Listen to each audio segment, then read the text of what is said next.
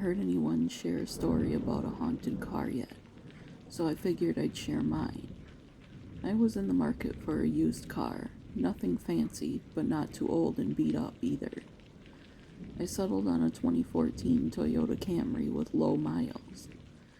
This was in 2018, so the car was 4 years old when I bought it. I found it on a Facebook ad and went to look at it with cash in hand just in case. An older woman was selling it. She said it belonged to her daughter who had passed away 6 months prior. It was her daughter's first car, so she was proud of it and took excellent care of it. She had all the maintenance records, and when I test drove it, it ran smoothly and quietly, so I decided to go ahead and buy it. On my way home, I was just happy to have new wheels. My other car was falling apart. Just 3 days after I bought it, I was driving it to work, listening to the local classic rock station, when suddenly it changed to an AM talk show.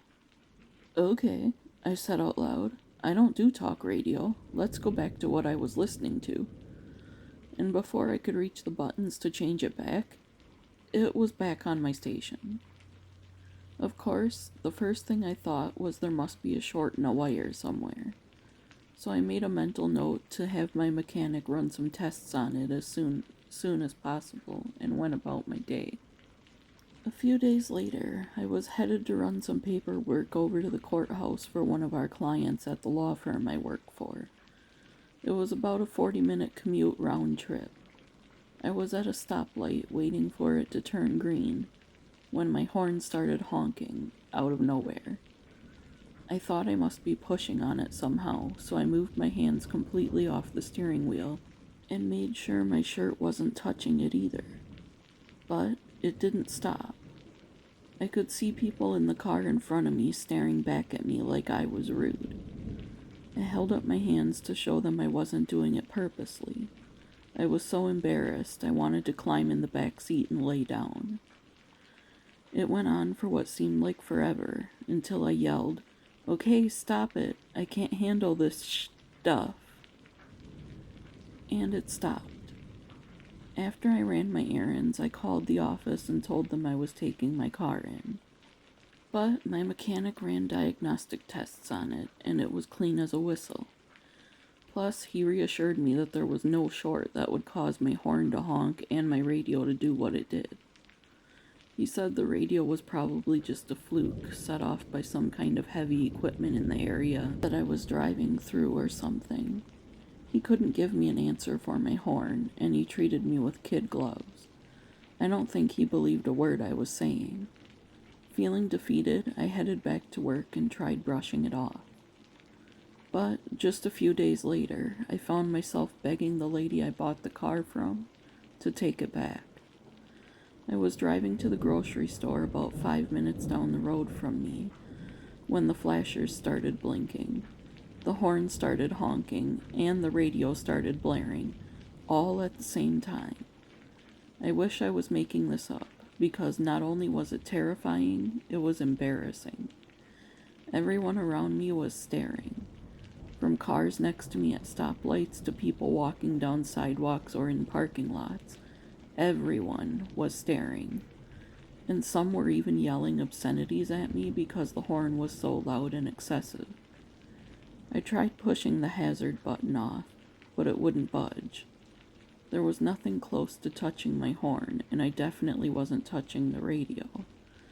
I had had enough. I was overwhelmed from the stress and embarrassment. I yelled out, "Stop it! This isn't funny!" Because by then, I knew it. It had to be something paranormal.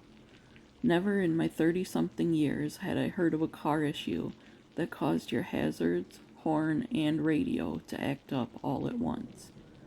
I wasn't a mechanic, but I wasn't stupid either. I didn't even know how to begin to explain what was happening when I called the lady I purchased the car from. The conversation was definitely not an easy one, but after I explained what was going on and I just couldn't handle it, she agreed to let me at least come talk to her face to face. When I did, she told me more of her daughter's story. Her daughter worked 3 summers in a row to buy the car. beginning her senior year of high school, because her mom was a single mom and couldn't afford to buy her a vehicle as a gift. So when she went to buy this car after 3 long summers of saving money, it was a huge deal to her.